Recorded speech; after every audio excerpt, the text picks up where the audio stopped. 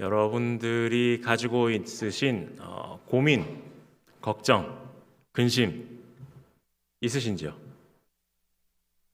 없는 사람이 있겠습니까? 다 있으실 겁니다. 옆에 계신 분한테 한번 살짝 여쭤볼까요? 지금 가장 걱정되는 거, 고민되는 거 무엇인가요? 한번 여쭤봅시다. 지난 주일날 은혜 받고 편의점 가서 산 로또가 과연 당첨이 될까 안 될까? 이런 고민, 웃으시는 분 계신 거 보니까 진심이신 것 같습니다. 네. 시대에 따라서 나이대에 따라서 고민과 걱정에 대해서 많은 생각들을 하는 것 같습니다. 20대, 30대에서는 내가 앞으로 무엇을 해야 할까? 그리고 누구를 만나야 할까? 이런 고민들을 하게 되죠. 또 40대, 50대가 되면은 내가 이것을 얼만큼 해야 될까? 또 누구와 또 사랑을 할 수 있을까? 60대 이후에는 내가 이 일을 언제까지 할 수 있을까? 내가 과연 이 사람들을 언제까지 만날 수 있을까? 이런 고민들도 많이 하게 됩니다. 특히나 요즘 시대에는 부부 사이에 그런 고민들을 많이 하시는 것 같습니다. 내가 과연 이 사람과 언제까지 같이 살아야 되나? 내가 이 사람과 과연 언제까지 같이 일을 해야 되나? 그런 고민들 한 번쯤은 하시죠? 네, 하시는 걸로. 그럴 때 혹시 이런 생각은 안 해보셨습니까? 습관적으로 내가 다시 태어나면 이 사람이랑 결혼하나 봐라. 내가 다시 태어나면 당신이랑은 안 만날 텐데 맞습니다 하신 분도 계시네요. 네. 네, 여러분들 한번 옆에 계신 분들께 한번 다시 한번 여쭤볼까요? 다시 태어나도 그 사람 만나실 건가요? 한번 물어볼까요? 네. 네, 네. 네, 만난 지 얼마 안 된 분들은 물어보지 마시고요. 네. 네, 저는 다시 만날 것 같은데 저희 집에 계신 분은 모르겠습니다. 어떻게 다시 만나실지. 네. 그래서일까요? 이렇게 후에 다시 이렇게 했으면이라는 생각 때문에 요즘 웹툰이라고 인터넷에서 이렇게 연재되는 만화들이 있거든요. 그 만화들을 보면 회귀물이 그렇게 인기가 많다고 합니다. 잘 생소하시죠? 단어가 회귀물이라고 하면요. 주인공이 불의의 사고나 어떤 사건으로 인해서 지금까지 자신이 쌓아온 경험, 지식, 능력을 그대로 가진 채 과거로 돌아가거나 아니면 어린아이의 몸으로 다시 태어나서 벌어지는 일들을 말합니다. 그런 것들이 요즘에 어디서 봤는데 한 30%, 40% 정도가 그런 회귀물을 그런 연재를 하고 있다고 이야기를 하더라고요. 그래서 이 회귀물이 없으면은 인기를 끌 수 없다 할 정도로 굉장히 많은 소재로서 이렇게 사용이 되고 있습니다. 드라마에서도 종종 나타나는 그런 요소기도 하죠. 그래서 아예 회귀물이라는 장르가 생겼다라고 합니다. 성경에도 보면 다시 태어남에 대해서 종종 이야기를 하고 있습니다. 그런데 우리가 방금 이야기한 그런 회귀와는 조금 다른 의미를 가지고 다시 태어남에 대해서 이야기를 하고 있습니다. 특히나 오늘 본문에서는요, 다시 태어남에 대해서 예수님과 이야기를 나누고 있는 한 사람이 등장을 하고 있습니다. 1절 말씀 우리 같이 한번 읽어보도록 하겠습니다. 1절 말씀입니다. 그런데 바리새인 중에 니고데모라 하는 사람이 있으니 유대인의 지도자라. 아멘. 니고데모라는 이름은요, 헬라의 혈족이 쓰는 그런 이름이라고 합니다. 스데반, 빌립과 같이 헬라어의 혈족들이 자주 짓는 이름이기도 한데요. 그 이름의 뜻이 승리한 백성, 백성의 정복자라는 뜻을 가지고 있습니다. 이 이름만 하더라도 굉장한 권력을 가지고 있는 사람, 굉장한 지도층에 있는 사람이라는 것을 추측해 볼 수가 있습니다. 그리고 1절 말씀에도 유대인의 지도자라고 하는 걸로 봐선 이 니고데모가 당시에 굉장한 영향력을 행사할 수 있는 사람이라는 것을 알 수 있습니다. 이 니고데모는요, 특별하게도 요한복음에만 등장을 합니다. 이후에도 7장 50절 이하의 말씀에 예수께서 왔던 니고데모가 그들에게 말하되 라고 기록이 되어 있고요. 또 19장 39절에 일찍이 예수께 밤에 찾아왔던 니고데모도 라고 기록을 하여서 오늘 사건에 니고데모가 등장했다는 것을 다시 한번 이야기해 주고 있습니다. 그리고 탈무드에서도 이 니고데모에 대한 이야기를 찾아볼 수가 있습니다. 이 니고데모는 예루살렘 성이 멸망하던 시대에 살았던 사람인데 예수님의 제자로서 등장을 하고 있습니다. 예수님이 제자 여러 명 가운데 한 명이었는데 당시 예루살렘의 3대 부자 가운데 한 사람이 바로 이 니고데모라고 합니다. 얼마나 부자였냐? 예루살렘 성의 재정을 거의 당당할 정도로 재산이 많았고 심지어는 딸이 결혼할 때 지참금으로 100만 데나리온을 지참했다 하고 정도로 기록이 남을 정도로 큰 부자였다라고 합니다.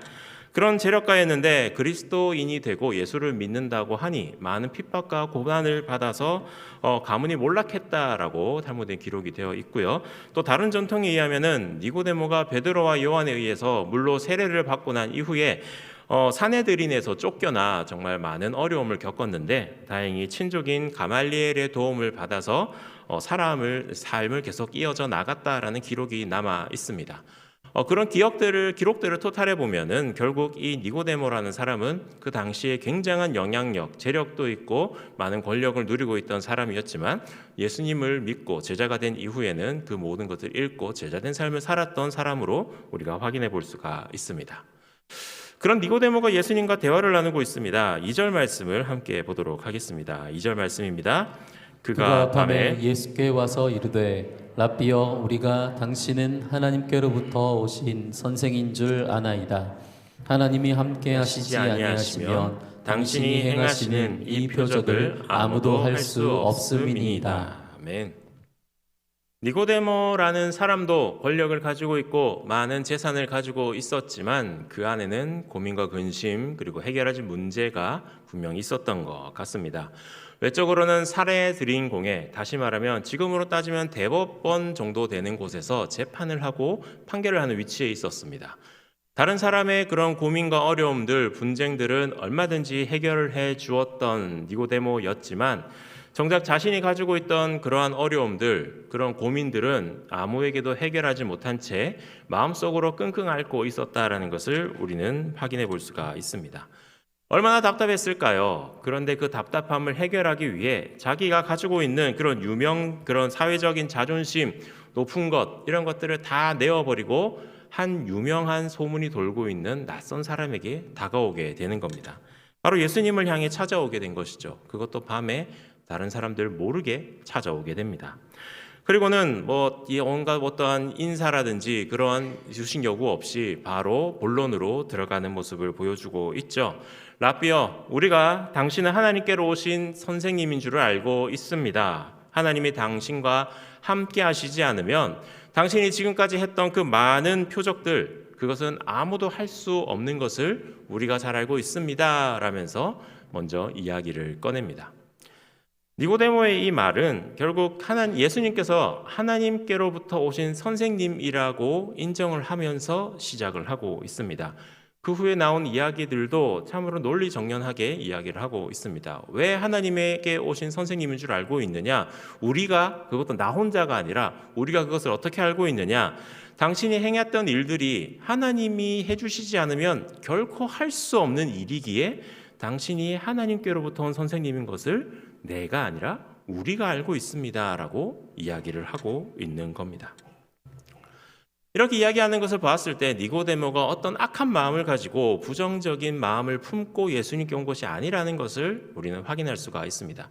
만약 예수님께 악한 마음을 품어서 예수님의 그런 논리를 무너뜨리고 예수님에게 시비를 걸거나 비난하기 위해서 온 것이었다면 굳이 밤에 오지 않아도 되었습니다. 사람들이 많이 있는, 예수님께 앞에 많은 사람들이 모여있는 대낮 한낮에 찾아와서 많은 사람들을 거느리고 꽤나 권위적인 모습, 지혜로운 모습으로 예수님께 대화를 나누면 충분히 그런 권위를 가지고 누릴 수 있었겠죠. 하지만 니고데모는 그러지 않았다는 것입니다. 밤에 아무도 모르게 그 자존심을 다 내려놓고 예수님 앞에 찾아왔다라는 것이죠.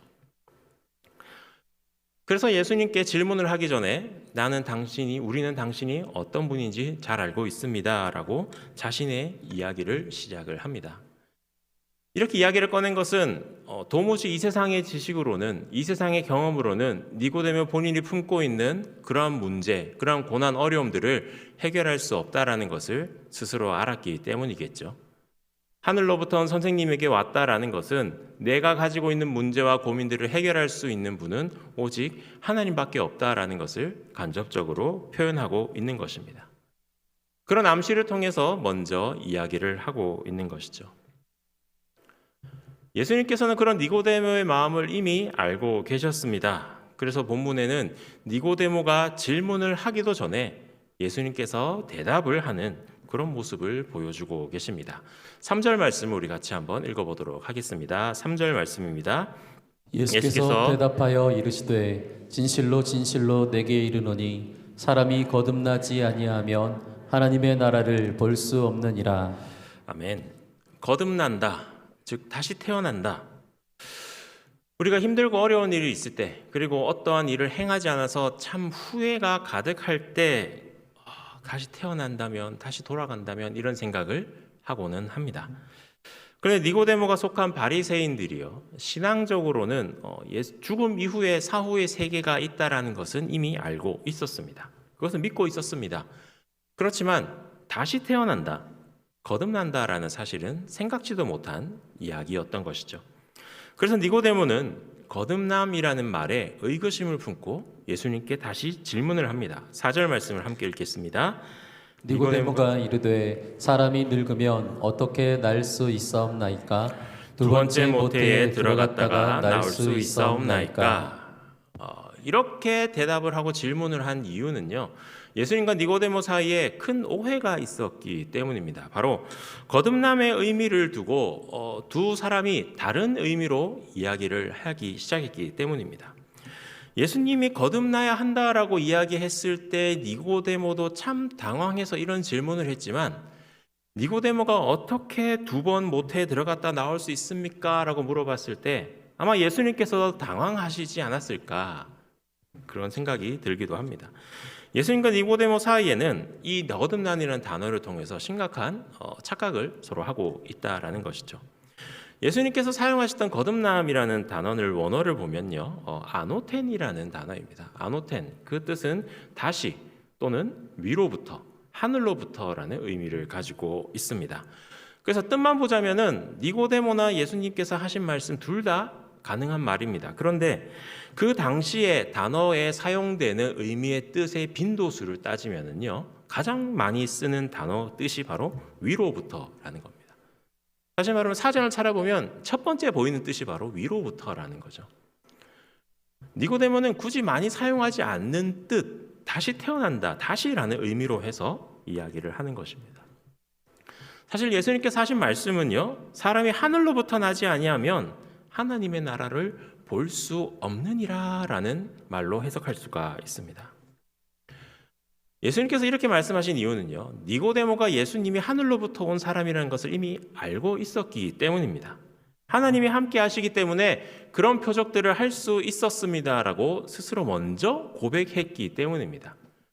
그렇기 때문에 예수님께서는 그래, 내가 하나님께로부터 왔고 내가 행한 일이 내 능력이 아니라 하나님께로부터 온 것이라면 이렇게 말해도 이해하겠구나 라면서 너도 하늘로부터 생명을 얻어야 하나님의 나라를 볼 수 있을 것이다 라는 의미로 이야기를 이끌어 나갔던 것이죠.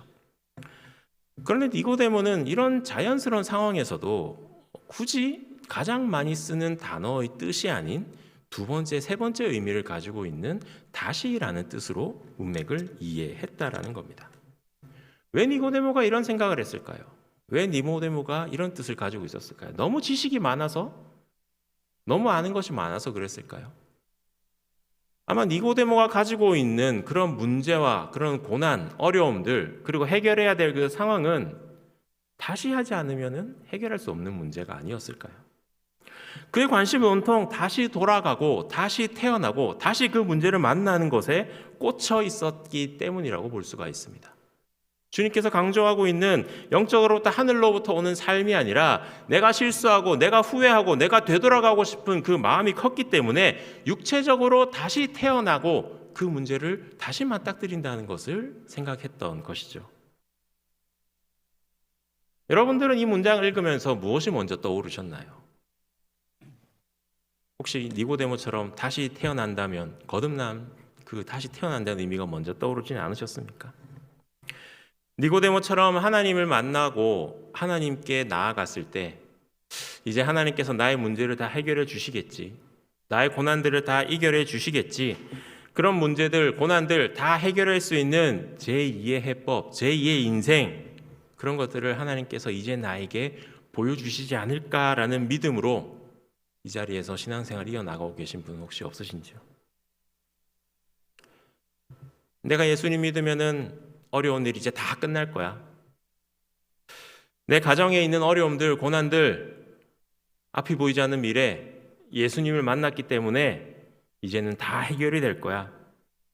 나의 어려움, 고난은 이제 사라지고 장밋빛 희망, 은혜로운 축복, 그것만 난 누리면서 살아갈 수 있을 거야. 그런 기대와 희망을 가지고 신앙생활을 하고 있는 우리 니고데모의 모습과 닮아 있지 않을까요? 하나님께서는 니고데모에게 주셨던 그 말씀을 어쩌면 우리에게도 동일하게 내어주고 계신 수도 있습니다. 그런 니고데모를 향해서 우리 예수님께서는 구체적으로 하늘로부터 오는 삶의 방법에 대해서 다시 한번 이야기해 주고 계십니다. 5절 말씀을 우리 같이 한번 읽어보도록 하겠습니다. 예수께서 대답하시되 진실로 진실로 내게 이르노니 사람이 물과 성령으로 나지 아니하면 하나님의 나라에 들어갈 수 없느니라. 아멘. 예수님께서는 이야기하셨습니다. 물과 성령, 하나님 나라에 들어가는 조건이죠. 물과 성령으로 새롭게 태어나는 것이라고 단언하고 있습니다. 니고데모에게도 이 말은 참 이해하기 어려운 말입니다. 물로 씻어나는 것, 그것은 사실 이 유대 관습에서는 잘 알고 있는 내용입니다. 더러운 것을 씻어낸다라는 의미를 가지고 있죠. 그래서 물로 씻어냅니다. 유대인들은 물로 씻는 것을 죄 씻음을 표현하고 있습니다. 세상 속에 살아가면서 더러워진 내 육신의 죄를 물로 깨끗이 씻어낸다. 그래서 물로 씻는 정결의식을 유대인들은 해왔습니다. 이 정결의식을 너무나도 많이 열심히 하는 분파를 아침 목욕파라고 부를 정도로 이 정결의식에 열심을 내었던 사람들이었습니다. 새벽마다 목욕물에 물을 담그고 회개하면서 자신의 죄를 씻어 내려가는 것이죠. 그렇게 몸을 씻으면 마치 자기가 마음도 정결하게 변화된다라고 믿었던 분파였습니다. 어쩌면 그 유사한 전통이 성경에 남아 있어서 세례자 요한의 공동체의 세례로까지 이어지게 되었던 것이죠. 하지만 우리는 알고 있습니다. 물로 씻는 것은 정말 이례적인 방법이라는 것이죠. 단시적인 방법입니다. 불완전한 방법입니다. 그렇기 때문에 예수님께서는 잠시 깨끗해짐도 필요하지만 완전히 새로워지는 그 성령이 이끄는 삶이 우리 가운데 있어야 된다라고 강조를 하고 있으신 겁니다. 그리고 주님께서는 성령이 이끄는 삶에 대해서 이렇게 표현하십니다. 8절 말씀을 같이 읽어보도록 하겠습니다. 바람이 임의로 불매 내가 그 소리는 들어도 어디서 와서 어디로 가는지 알지 못하나니 성령으로 난 사람도 다 그러하니라. 아멘. 세상에 많은 사람들은요, 자기의 성공과 실패 그리고 자신의 마지막을 위해서 참 많이 애쓰고 궁금해하고 불안해합니다. 그래서 보험도 들죠. 연금도 듭니다. 노후를 준비하기 위해서 재산이 오를 법한 것들을 하나 둘 사 모으기도 합니다. 그런 노후 대책에 참 많은 목숨을 걸고 있는 우리의 삶을 바라보게 되죠. 그런데 예수님께서는 오늘 말씀에 결코 그런 말씀을 하지 않으셨습니다. 마치 바람이 지나가듯 삶도 지나가게 돼 있지만 많은 사람들이 우연에 의해서 불합리한 모습으로 불안한 마음으로 계속해서 살아가게 되지만 우리는 성령에 따라서 이끌어간다. 성령님께서 이끄시기 때문에 평안하게 이끌려 간다라고 이야기를 하고 계십니다. 우리는 그저 세상에 추구하는 삶의 형태에 맡겨서 흘러져만 가는 것이 아니라 성령님의 이끌리는 대로 이끌려가는 그러한 사람들이라고 이야기하고 계신 것입니다. 어쩌면 니고데모가 고민하고 있는 것들, 세상 속에서 해결해 줄 수 없는 것들, 그 문제를 해결하기 위해서는 하나님을 바라보며 성령님의 이끄심대로 그 인생을 살아가야 된다고 예수님께서는 친히 답변해 주신 것일 수도 있습니다. 그렇지만 니고데모는 듣고도 이해하지 못했습니다. 아직까지 성령님에 대한 의미, 하늘에부터 오는 것의 그런 의미를 온전히 깨닫지 못하였습니다. 알고 있었으면 사람이 어떻게 모태에 다시 들어갑니까? 라는 그런 어리석은 질문은 하지 않았을 것입니다. 그렇기 때문에 니고데모는 또 한 번 예수님께 이렇게 질문합니다. 어찌 그러한 일이 있을 수 있나이까? 그런데 재밌는 것은요, 성경에는 이와 대조적으로 니고데모와 같이 이렇게 예수님과 이야기를 하지 않았는데도 불구하고 이 사실을 이미 깨우치고 알고 있었던 한 사람이 등장을 합니다. 바로 세례자 요한입니다. 세례자 요한은요, 예수님께서 오신 이유를 정확하게 알고 있었습니다. 요한이 대답하여 이르되 만일 하늘에서 주신 바가 아니면 사람이 아무것도 받을 수 없느니라. 니고데모는 그 까다로운 유대인들에게 공개적으로 지도자로 그리고 뛰어난 선생님으로 그리고 공정한 재판관으로 추앙받는 그러한 사람이었습니다. 그리고 예수님에 대한 마음도 있었습니다. 예수님께 나아가 자신의 고민과 어려움들을 해결하고자 하는 그러한 마음도 있었습니다. 그렇기에 용기 있게 예수님 앞에 찾아왔습니다.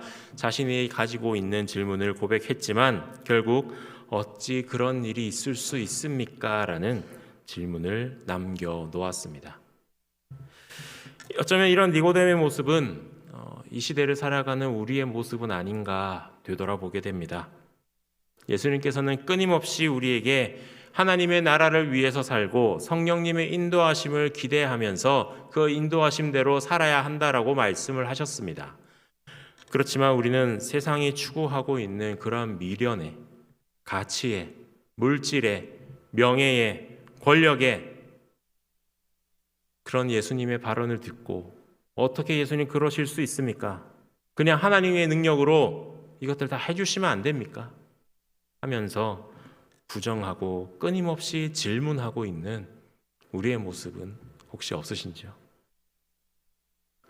그런 니고데의 모습을 통해서 우리는 우리의 어리석은 모습을 역시나 발견할 수 있습니다. 세상적인 성공과 지위를 추구하면서 마음속 깊은 곳에는 진정한 의미와 목적을 찾지 못한 채 방황하고 있습니다. 무엇인가 끊임없이 갈망하지만 그 갈망에 무엇을 갈망하는지 정체를 제대로 알 수 없는 것이죠. 그런 니고데모에게 마지막으로 예수님께서는 이런 말씀을 하십니다. 오늘 본문을 읽지는 않았지만 우리가 너무나 잘 알고 있는 말씀이죠. 하나님이 세상을 이처럼 사랑하사 독생자를 주셨으니 이는 저를 믿는 자마다 멸망치 않고 영생을 얻게 하려 하심이라. 세상 가운데 고난과 어려움 속에 그 문제를 해결해 주실 분이 하나님밖에 없다고 믿으시고 계십니까? 아니면 다시 이 문제를 해결할 수 있고 되돌리실 분이 하나님이시라고 믿고 계십니까? 한번 지나간 삶은 다시 되돌릴 수 없다는 거 사실 우린 잘 알고 있지 않습니까? 그렇지만 우리 남아있는 미련 때문에 니고데모가 보여줬던 그런 미련 때문에 혹시나 하나님께서 다시 기회를 주시지 않을까, 다시 돌려주시지 않을까 하는 마음으로 하나님의 말씀을 듣지 않고 그저 또 묻고 또 묻고 다시금 또 묻는 그런 우리의 모습은 다시는 있어서는 안 될 것입니다. 오직 하늘로부터 온 그런 성령님을 통해서만 우리가 온전히 자유로운 삶을 살아갈 수 있게 될 것입니다. 세상적인 욕심과 불안과 그런 상황에서 벗어나 하나님의 사랑 안에서 평안을 누리고 온전한 목적이 있는 삶을 살아가게 될 것입니다. 앞으로도 우리는 살면서 절망할 겁니다. 고난도 겪을 겁니다. 힘든 일은 계속해서 우리를 만나게 될 것입니다. 그러다가 어떤 계기를 얻어서 힘이 다시 나면 다시 힘내보고 다시 시작해 볼 거야. 사랑하면서 다투고 싸우다가 어떤 계기로 화해를 하면 서로 부둥켜 안고 우리 다시 사랑하자라고 이야기할 겁니다. 교계가 힘들다고 하죠. 성도들 계속 준다고 합니다. 그럴 때마다 우리는 모여서 기도하고 회개하고 다시 부흥하자, 다시 부흥할 수 있다라고 외칠 겁니다. 다시의 힘은 얼마 못 가 사그러들 겁니다. 그 다시 냈던 힘 때문에 어쩌면 더 큰 절망 속으로 빠지게 될 수도 있습니다. 우리가 성령의 이끄심으로 영적인 사랑이 되지 않는다면 죽을 때까지 우리는 다시만 외치다가 죽게 될 것입니다. 그러나 예수님은 육적으로 사는 삶이 다시의 삶이 아니라 하늘로부터 오는 삶, 성령이 이끄시는 삶, 다시 말해 세상과는 다른 삶을 살아가길 우리에게 끊임없이 이야기하고 계십니다.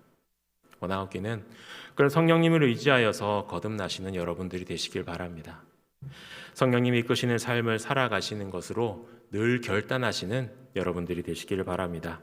그 성령님께서 우리를 변화시키시고 하나님의 나라의 가치관을 따라 살아가도록 이끄시는 그 이끄심에 온전히 순종하고 우리의 몸을 의탁하여서 온전히 하나님께서 이끄시는 대로 우리의 삶을 살아가 하나님께 영광 올려드리고 온전히 하나님께로 나아가는 귀한 충일의 성도 여러분들 되시기를 간절히 소원합니다.